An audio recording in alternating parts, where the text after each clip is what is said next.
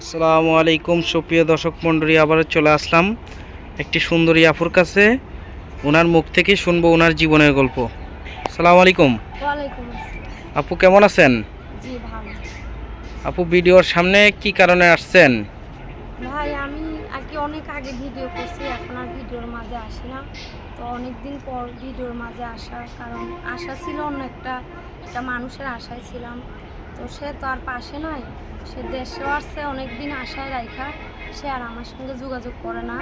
তার কারণে প্রতিবেদনে আসা, বুঝতে পারছেন? আচ্ছা কারণ মানুষ তো আর একা থাকতে পারে না ভাই। তারপর একটা চলার জন্য যে হয়তো বয়স হয়েছে, জীবন সঙ্গী তো একটা দরকার। আচ্ছা, আপনি একে একে বারবার ভিডিওতে আসেন, এসে মনে করেন এই এই মূলত কি কারণে আসেন, আপনি কি চাচ্ছেন সেটা একটু দর্শক ভাই আমি জানতে চাই। ভিডিও করি না এখন, ঠিক আছে? আর আমার সম্পর্কে অনেকেই অল্প কিছু জানে। যাই হোক, আমার বাস্তব জীবন যে এরকম।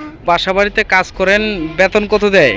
ভাই বেতন দেয় না, এমনি 3 টাইম খাবারই দেয়, আর এমনি চলে না ভাই। তারপরেও কি করবো, আগে তো তাও কাজ কাম করতাম, আর এখন তো যাইতেও পারি না। দুনিয়াতে তো মনে করেন এখন যেই পরিস্থিতি, তাহলে চলেন কিভাবে?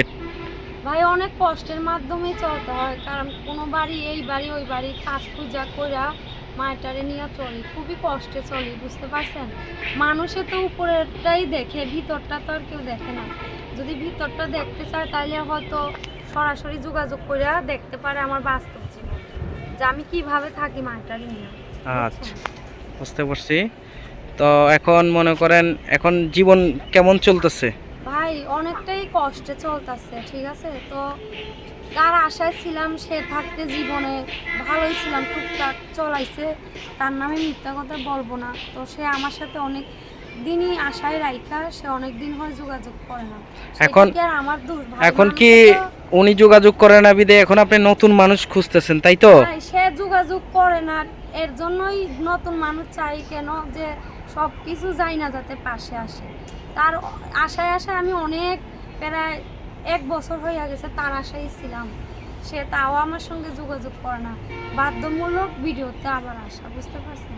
আচ্ছা, থেকে দেশের বাইরে বাইরে থেকে দেশে আসছিল না? জি, দেশের বাইরে যখন ছিল তখন কথা ছিল, সে দেশে আইসা বলছিল যে আইসা বিবাহ করবে, কিন্তু সে আর আসে নাই। সে আসছে, দেশে আসছে, কিন্তু আমার সঙ্গে যোগাযোগ আর করে না। দেশে আইসা আপনার সাথে কোনো প্রকারের না, কোনো দেখা হয় নাই, তাই তো? যোগাযোগই করে না, আচ্ছা ফোনের মাধ্যমেও করে না। আচ্ছা, ঠিক আছে। তার আশায় আমি অনেক ছিলাম। তো ভিডিওর মধ্যে আসা এই কারণ, যে একটা পাশে মানুষ ছিল, তার আশায় ছিলাম। তো সে আর আমার সঙ্গে যোগাযোগ করে না। আচ্ছা, এখন বর্তমানে আপু কোথায় আছেন? ভাই আমি বিক্রমপুরেই থাকি। বিক্রমপুরে? দেশের বাড়ি বিক্রমপুর। দেশের বাড়ি বিক্রমপুর। জি। লজং থানা, জেলা মুন্সিগঞ্জ। আপনার ফ্যামিলিতে কে কে আছে? আমার মা আর আমি। আপনার মা আর আপনি আছেন, আর কেউ নাই? বর্তমানে কি করতেছেন আপনারা? মানুষের বাসা বাড়ি কাজ করি। আচ্ছা, আপনার মা? আমার মা অসুস্থ, কোনো কাজ কাম করতে পারে না। ও, আপনার মা অসুস্থ, কোনো কাজ কাম করতে পারে না। আচ্ছা, তো সুপ্রিয় দর্শক মণ্ডলী, আপুর মুখ থেকে শুনলেন আপুর জীবনের গল্প। তো আপু আপনার ফোন নাম্বারটা বলেন, যোগাযোগ নাম্বারটা। 01847555809। আচ্ছা এটাই আমার পার্সোনাল নাম্বার। আচ্ছা, এই নাম্বারে যোগাযোগ করলে আপনি কি পাবে? আমার অন্য কোনো সিমও নাই, আমার কোনো অন্য বড় মোবাইলও নাই, আমার বাটা মোবাইল আছে, আর আমার এই একটাই নাম্বার, আমার কোনো অন্য নাম্বারও নেই।